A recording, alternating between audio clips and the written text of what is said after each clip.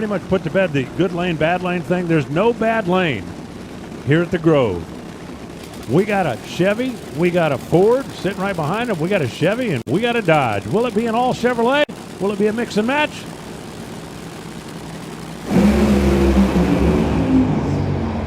Oh, Tim's on fire. John goes up in smoke, and Tim has got a fire going on down in the shutdown area.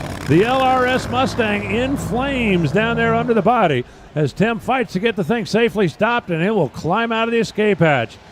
John takes the tire off. Tim's car blew up out there about 600 feet.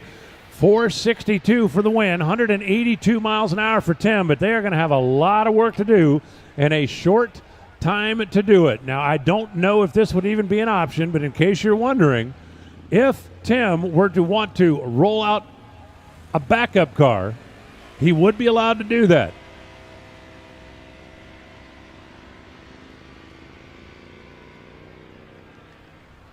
Tim Wilkerson actually out of the car. He's the one that picked the body up for the safety safari guys. Well, he's got on the most fire equipment, so it makes sense. Now you can see him over there up against the wall as they're going to check him out. Tim Wilkerson out of the car and walks away from the smoldering Hulk that used to be the LRS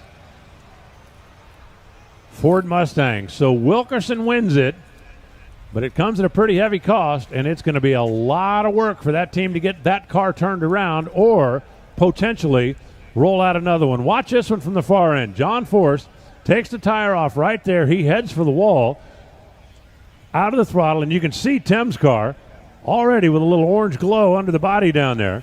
Right here, it looks like the fire is basically out, and he drops the parachutes, and all of a sudden, woof, it lights back up.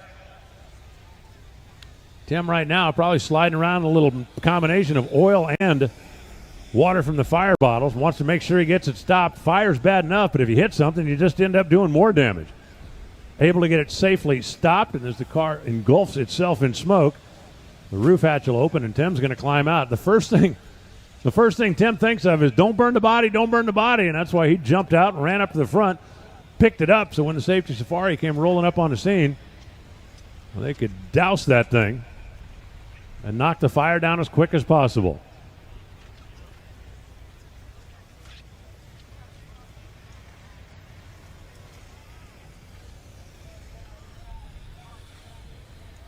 So a wild moment here at the Pep Boys Nationals. Maple Grove Raceway as the safety safari takes care of business at the top end. Tim Wilkerson wins, catches on fire, and he is going to have a mountain of work to do in order to make it back for the final round. And we don't even know yet who he's going to race.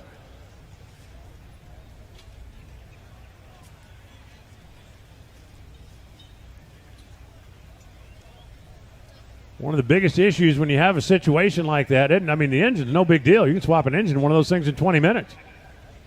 It's the plumbing, it's the wiring, it's all the other stuff that gets burned up and melted down.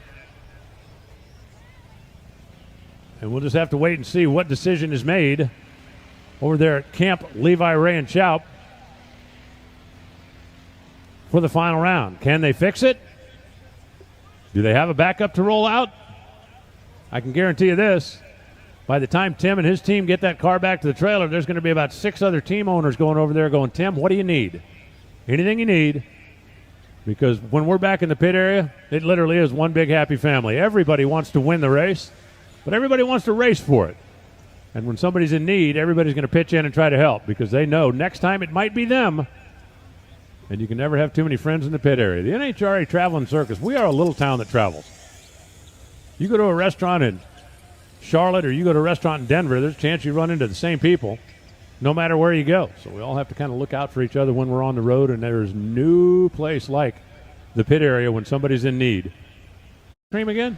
Why are you not participating? We on caps. You feel the audience. Oh! Roddy,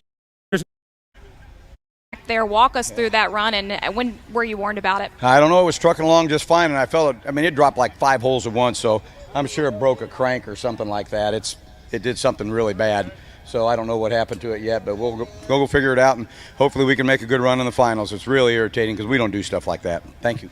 Oh, by the way, Mark, if you're watching, We got a singed tail on our Mustang. We're going to need another one.